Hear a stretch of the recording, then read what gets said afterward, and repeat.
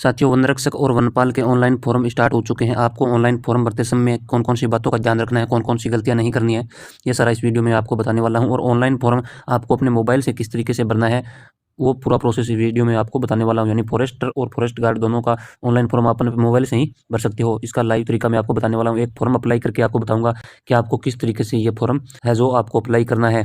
तो पूरा वीडियो देख लीजिएगा, जिससे आपको हर जानकारी मिल सकेगी। एक ऑनलाइन फॉर्म है, वो मैं आपको अप्लाई करके दिखा देता हूँ। उसी के आधार पे आप अपना ऑनलाइन फॉर्म है वो भर लेना। सबसे पहले आपको अपने मोबाइल के क्रोम ब्राउजर या गूगल पे आ जाना है। वहाँ पे राज SSO टाइप करके सर्च कर लेना है, यानी SSO ID सर्च कर लेनी है और लॉगिन कर लेनी है। तो सबसे पहले वाली वेबसाइट आ जाएगी राजस्थान सिंगल ऑन। इस पे आपको क्लिक कर देना है। जैसे इस पे क्लिक करोगे, आपके सामने दो ऑप्शंस मिलेंगे। एक ऑप्शंस मिलेगा आपको लॉगिन का और दूसरा मिलेगा रजिस्ट्रेशन का। लॉगिन वाले में आपके पास अगर आईडी पहले से बनाई हुई है तो लॉगिन कर सकते हो, आईडी और पासवर्ड डाल के, कैप्चा डाल के। अगर आईडी नहीं बनाई हुई है तो दोबारा नई रजिस्ट्रेशन भी आप कर सकते हो। तो रजिस्ट्रेशन करने के लिए आप रजिस्ट्रेशन पे क्लिक कर दीजिएगा और यहाँ से आप रजिस्ट्रेशन कर लीजिएगा। अगर आप गवर्नमेंट एम्प्लॉय है तो इस पर क्लिक कर देना, और सिटीजन हो तो यानी स्टूडेंट, तो इस पर क्लिक करके आप सिटीजन वाले से करके उद्योग, इन तीनों में से आपको सिलेक्ट करके, यानी अगर स्टूडेंट हो तो सिटीजन वाले पे क्लिक करके आप अपनी आईडी है जो बना सकते हो। तो सिटीजन वाले पे क्लिक करके और नीचे देख लो, ये ऑप्शन दिखाई दे रहा है जन आधार, भामाशाह और गूगल। तो इसमें से आपके पास जो भी है उससे आप अपनी है जो जन आधार वाला सिलेक्ट करके या गूगल वाला सिलेक्ट करके इससे अपनी आईडी है जो बना सकते हो। जन आधार वाला सिलेक्ट करोगे तो आपके सामने जन आधार आईडी का नंबर मांगेंगे, और नंबर मांगने के बाद नेक्स्ट आप स्टेप करके इस तरीके से अपनी लॉगिन आईडी बना लेना। अगर आपकी आईडी पहले से पास में है तो लॉगिन वाले पे ऑप्शन करके सीधी आपको लॉगिन कर लेनी है। मैं लॉगिन करके आपको बता देता हूँ कि फॉर्म किस तरीके से आपको भरना है। तो पहले SSO ID लॉगिन कर लेते हैं। SSO ID लॉगिन करने के बाद में आपके सामने इस तरीके का इंटरफेस आएगा, जिसमें आपको दिखाएगा रिक्वायरमेंट स्टेप 2 और रिक्वायरमेंट पोर्टल। दोनों में से आपको रिक्वायरमेंट पोर्टल वाले पे क्लिक करना है। अगर आपके सामने शो कर रहा है तो ठीक है, नहीं तो आप ऊपर यहाँ से रिक्वायरमेंट पोर्टल है वो सर्च भी कर सकते हो। तो इस पर आपको क्लिक कर देना है, रिक्वायरमेंट पोर्टल पे। इस पर क्लिक करने के बाद में आपके सामने जो ऑनगोइंग रिक्वायरमेंट है वो आ जाएगी। नीचे ले लेना है, इसमें आप नोटिफिकेशन के बाद में दिखाएगा ऑनगोइंग रिक्वायरमेंट, यानी यहाँ पे देख लीजिए ongoing requirement, direct recruitment of forester and forest guard 2020 RSS 2020 की ये वैकेंसी है और 2022 में रीओपन हुए इसके फॉर्म। तो अप्लाई नाउ पे आपको क्लिक कर देना है। जैसे ही अप्लाई नाउ पे आप क्लिक करोगे, आपको पूछा जाएगा do you want to fetch data from candidate profile, यानी आपने जब SSO ID बनाई है उसमें जो डाटा फिलअप किया है उसी के आधार पे फॉर्म भरना चाहते हो, यानी वही डाटा दोबारा इसमें डालना चाहते हो या नो। दोनों में से किसी भी कर सकते हो। अगर इसमें करते हो तो आपको कुछ डाटा है वो डालना नहीं पड़ेगा, और नो पे करते हो तो दोबारा से सारा डाटा डालना पड़ेगा। तो इस पे आप क्लिक कर दीजिएगा। जो डाटा अगर आपने नहीं डाला है तो आप अपनी जो SSO है वो अपडेट करके डाल सकते हो। इस पे क्लिक कर देना यहाँ से। जैसे ही क्लिक करेगा आपके सामने पूछा जाएगा फॉरेस्ट गार्ड और फॉरेस्टर, यानी कौन सा फॉर्म भरना चाहते हो आप। फॉरेस्ट गार्ड यानी वन रक्षक का भरना चाहते हो या फॉरेस्टर वनपाल का भरना चाहते हो। दोनों में सेम ही प्रोसेस है फॉर्म भरने का, बस क्वालिफिकेशन का फर्क है। फॉरेस्टर में 12वीं कक्षा पास उत्तीर्ण होना चाहिए और फॉरेस्ट गार्ड में 10वीं होना चाहिए। ये दोनों प्रोसेस सेम ही रहने वाला है बाकी सारा। तो इसमें पहले फॉरेस्ट गार्ड का फॉर्म भर के देख लेते हैं। तो फॉरेस्ट गार्ड पे जैसे क्लिक करो, क्योंकि इसमें वैकेंसी भी ज़्यादा है, अगर ये फॉर्म आप अवश्य भर देना, और नीचे वाला भरने चाहो फॉरेस्ट का वो भी भर देना। तो इसमें बेसिक डिटेल पूछी जाएगी। सबसे पहले बेसिक डिटेल में नाम, डेट ऑफ बर्थ वगैरह, फादर नेम, ये सारा पूछा जाएगा। तो ये सब अपने फिलअप करके देख लेते हैं। तो आवेदक का नाम यहाँ पे आपको दिखाई दे जाएगा, ऑटोमेटिक भरा हुआ, क्योंकि अपने प्रोफाइल अपडेट कर लिया है तो उसमें ऑटोमेटिक आ जाएगा। ये सारी जानकारी आपको फिलअप कर देनी है। नाम, पिताजी का नाम, माताजी का नाम, लिंग क्या है, जन्म तिथि, आयु, श्रेणी कौन सी है, ये सारा आपको सिलेक्ट कर लेना है। सबसे पहले यहाँ पे है जो नाम पिताजी का डाल के सिलेक्ट कर लेते हैं। फादर नेम डालने के बाद में आपको यहाँ पे मदर नेम भी डाल देना है। फादर नेम और मदर नेम डालने के बाद में नीचे आपका ऑप्शन आएगा लिंग, यानी जेंडर सेलेक्ट कर लेना है। आपको कौन से जेंडर से हो, तो मेल है तो मेल सेलेक्ट कर लेना। उसके बाद में जो आपकी जन्म तिथि है वो सिलेक्ट कर लेनी है कि आपकी जन्म तिथि क्या है। जन्म तिथि सिलेक्ट करने के बाद में आपको श्रेणी सिलेक्ट करनी है, यानी कैटेगरी कौन सी है। तो सिलेक्ट इस पे क्लिक कर देना है। यहाँ से आप सिलेक्ट कर लेना अपनी कैटेगरी जो भी है, जनरल, OBC, SC ST। तो यहाँ से OBC नॉन क्रीमी में सिलेक्ट करके आपको दिखा देता हूँ। उसके बाद में आपसे पूछा जाएगा क्या आप आर्थिक रूप से कमज़ोर वर्ग से हैं, तो इसमें आपका ऑटोमेटिक नो हो जाएगा। और इसके बाद में दिव्यांगजन श्रेणी से पूछा जाएगा कि आप अगर कोई जैसे फिजिकल हैंडीक्राफ्ट है या नहीं है, तो उसमें आपको चूज कर लेना है। यहाँ से अगर आप है तो इस पर ऊपर वाले पे कर देना, और नहीं है तो नॉट एप्लीकेबल पर क्लिक कर देना। इस पर क्लिक करने के बाद में उप दिव्यांगजन श्रेणी भी आपसे पूछी जाएगी। ये अगर आप वहाँ पे नोट एप्लीकेबल नहीं करते हो तो आपको दिखाएगा, नहीं तो नहीं दिखाएगा। उसके बाद में आपका जो रिलीजन है, धर्म है, वो आप सिलेक्ट कर लेना, कौन से धर्म से आप बिलोंग करते हो। ये सिलेक्ट करने के बाद में आपको दिखाएगा वैवाहिक स्थिति।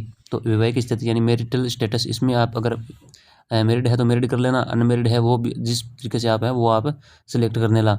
तो मैं यहाँ पे अनमेरिड करके चलता हूँ। तो इसमें आपको नीचे पूछा जाएगा स्पाउस नेम यानी जीवन साथी नेम। अगर मैरिड करते हो तो यहाँ पे अपनी वाइफ नेम भी डालना पड़ेगा। उसके बाद में आपको पूछा गया है पत्नी, जीवित पत्नी की संख्या, क्या आप एक से अधिक जीवित पत्नी है, इस पर आपको सिलेक्ट नहीं करना पड़ेगा क्योंकि आपने अनमेरिड कर रखा है। और उसके बाद में आपसे पूछा जाएगा शादी में दहेज स्वीकार किया है नहीं किया है, तो ये सारा इसमें आपको कुछ भी नहीं करना है। ये यहाँ पे पूछेगा जीवित बालक की संख्या यानी बोर्न बिफोर 1/6/2002 से पहले और बाद में, तो इसमें आपको जीरो करना है क्योंकि अनमेरिड हो तो यहाँ पे आपके जीरो होगा। सारे के अंदर आपको जीरो कर देना है। और मेरिड हो तो अपने बच्चों की संख्या भी डाल सकते हो। इसके बाद में आपको यहाँ पे मोबाइल नंबर है वो डाल देना है कि आपके मोबाइल नंबर क्या है, वो सारा इसमें डाल देना है। मोबाइल नंबर डालने के बाद में ये आपकी जीमेल डालनी है आपको।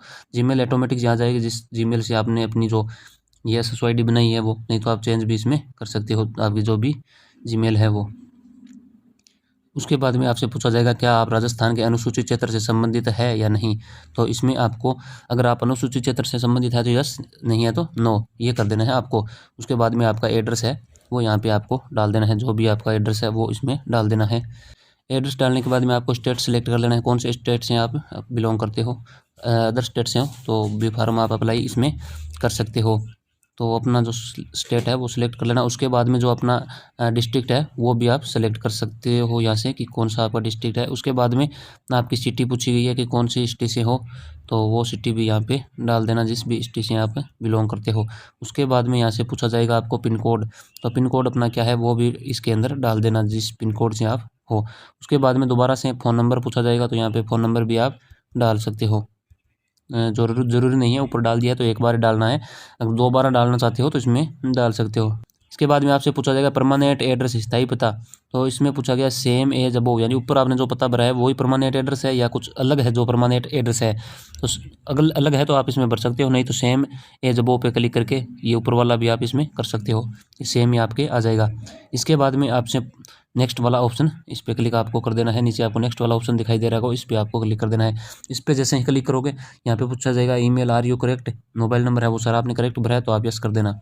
यस करते ही आपके सामने नेक्स्ट पेज ओपन हो जाएगा। इसके अंदर आपको तो जो पर्सनल डिटेल्स है वो डालनी है। ऊपर है राष्ट्रीयता, राष्ट्रीयता आपकी कौन सी है, तो भूटान, इंडियन, नेपाल, तो इंडियन इसमें आप सेलेक्ट कर लेना है। उसके बाद में गृह राज्य आपका कौन सा है, कौन से राज्य से आप है वो सारा इसमें आपको सेलेक्ट करना है। इसके बाद में गृह जिला पूछा जाएगा डिस्ट्रिक्ट से हो।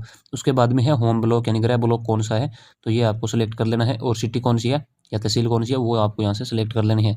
इसके बाद में आपका गाँव कौन सा है वो भी इसमें दिखा दिया जाएगा, वो आप यहाँ से सेलेक्ट कर सकते हो।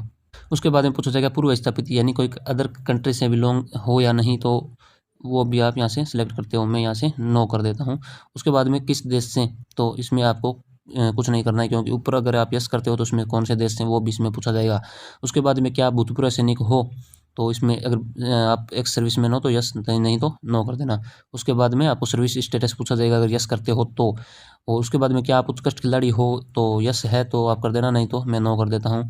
उसके बाद में आपसे पूछा जाएगा एनसीसी से कैंडिडेट है आप हो या नहीं, तो इसमें मैं नो कर देता हूँ। इसके बाद में क्या आप भूतपूर्व कैदी हो, तो इसमें मैं नो कर देता हूँ। अगर आप कैदी इसमें यस करते हो तो इसमें आपको डिटेल भी डालनी पड़ेगी।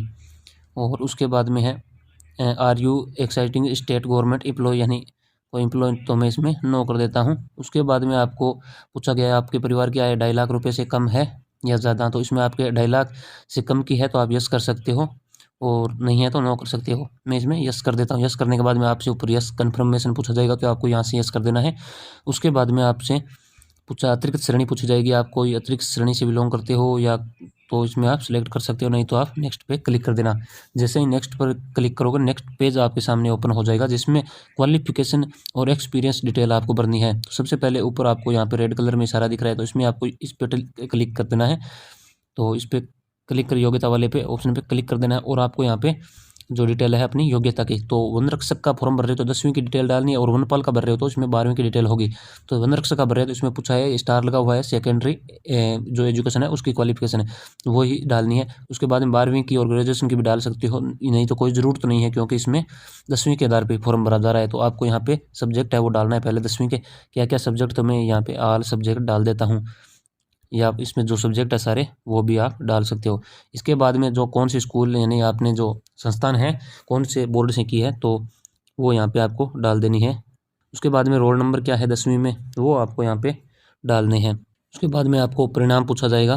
परिणाम आप परसेंटेज में है या ग्रेड में, तो आप यहाँ से परसेंटेज कुछ भी सिलेक्ट कर सकते हो। अपेयरिंग है तो अपेयरिंग भी सिलेक्ट कर सकते हो। 10वीं में अगर आप अभी तक आप क्लियर नहीं किए तो वो भी इसमें डाल सकते हो। परसेंटेज में डाल देता हूँ। उसके बाद में ईयर पूछा गया है कि कौन से ईयर में आपने 10वीं है वो पास की है, तो यहाँ से आप ईयर अपना है जो सिलेक्ट कर लेना है। उसके बाद में पूछा गया है आपके प्रतिशत कितने आए हैं, तो वो आपको यहाँ पे डालने हैं जो भी आपके प्रतिशत है।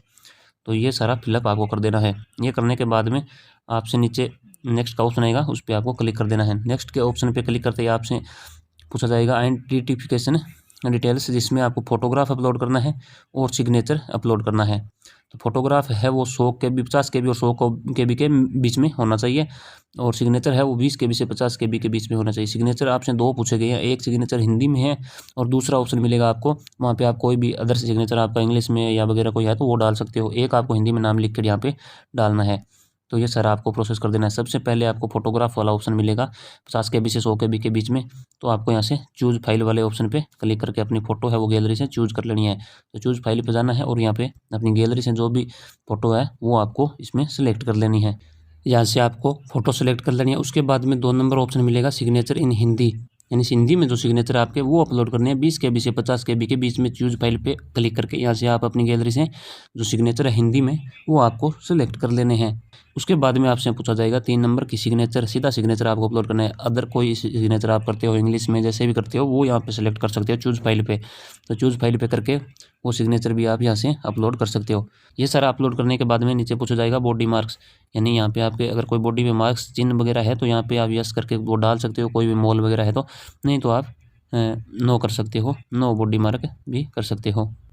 ये करने के बाद में आपको यहाँ पे दिखाएगा नेक्स्ट वाला ऑप्शन, तो इस नेक्स्ट वाले पे क्लिक कर देना है। इस पर क्लिक करने के बाद में आपके सामने अगला पेज है जो ओपन हो जाएगा। उसके अंदर आपको पूरा फॉर्म दिखाएगा। तो ये सारा फॉर्म आपको दिखाई दे जाएगा जिसमें फ़ोटोग्राफ वगैरह सारा आपका आ जाएगा। तो ये सब आपको सही से देख लेना है कि सही से है या कुछ गलत भरा है। तो सारा देखने के बाद में आपको यहाँ पे अपडेट का ऑप्शन मिलेगा और नीचे है फाइनल सबमिट। तो आप फाइनल सबमिट कर देना यहाँ से देख के, और नहीं तो अपडेट भी कर सकते हो कुछ गलत जानकारी भरी है तो यहाँ से आपको पूछा जाएगा घोषणा। तो इस पर आपको घोषणा वाले ऑप्शन पे भी क्लिक करना पड़ेगा कि यहाँ पे आपको क्लिक करना है। तो मैं यहाँ पे क्लिक करके फाइनल सबमिट है वो कर देता हूँ। जैसे ही आप फाइनल सबमिट करोगे तो आपका फॉर्म है वो सबमिट सारा है जो हो जाएगा। आगे आपको इसमें जो पेमेंट की है वो आपको देनी होगी डिटेल्स। तो इसमें ये देख लीजिए यहाँ से आपको पूछ रहा है, डिस्क्लेमर आ गया है के अंदर पूछना है फाइनल सबमिट। ये देखिए यहाँ पे ऑप्शन, तो इस पर आपको ये ऑप्शन दिख रहा होगा बॉक्स, इसमें क्लिक करके फाइनल सबमिट है वो कर देना है। जैसे आप फाइनल सबमिट करोगे तो आपका पेमेंट वाला ऑप्शन आगे आ जाएगा। ये आपका पूरा फॉर्म है वो कंप्लीट। इसमें फीस दिखाएगा कितनी फीस है, क्या कौन सी पोस्ट से आप सबको किया है, ये सारा टोटल चार्ज है वो यहाँ पे आपको दिखा जाएगा। तो इस पर चार्ज करने के लिए आपको पे फीस वाला ऑप्शन है नीचे क्लिक करना है और इस तरीके से आपको आएगा। ओके पे क्लिक कर देना है, दोबारा से ओके पे फिर क्लिक कर देना है और नेक्स्ट पेज आपके सामने आ जाएगा। उसमें आपको फीस है वो पे करनी होगी। यहाँ से आप नेट बैंकिंग है जो ATM है वो सारा सिलेक्ट कर सकते हो। यहाँ से एग्रीकल्चर में जाके और सिलेक्ट बैंक, यहाँ से आप सिलेक्ट बैंक सिलेक्ट कर सकते हो। तो मैं ऑप्शन फर्स्ट कर देता हूँ। यहाँ से आप ऑल कार्ड वाला सिलेक्ट करके पे नाउ पे जाके आप अपना है जो पेमेंट है वो इसमें पे कर सकते हो। तो आपके सामने कुछ इस तरीके का एक इंटरफेस आएगा जिसमें पूछा जाएगा नेट बैंकिंग कार्ड्स, तो आप कार्ड्स पे भी क्लिक कर सकते हो और यहाँ पे अपनी कार्ड डिटेल है, कार्ड धारक का नाम, कार्ड नंबर, ये सारा मोबाइल नंबर वगैरह डाल के पे वाले ऑप्शन पे क्लिक कर देना यहाँ से। तो आपका फॉर्म है वो सबमिट हो जाएगा और आपको प्रिंट आउट निकाल लेना है वहाँ से। तो इस तरीके से सारा प्रोसेस आपको करना है। और फॉरेस्ट का भी फॉर्म इसी तरीके से भरे जाने वाला है, उसमें क्वालिफिकेशन 12वीं की ओर रहने वाले साथ में, बस इतना ही फर्क है। फॉर्म इसी तरीके से आपको भरना है, दोनों फॉर्म आप इस तरीके से भर सकते हो। तो यह जानकारी आपको अगर अच्छी लगे तो वीडियो को लाइक शेयर जरूर कर देना, चैनल को सब्सक्राइब कर लेना। थैंक्स, जय हिंद, वंदे मातरम।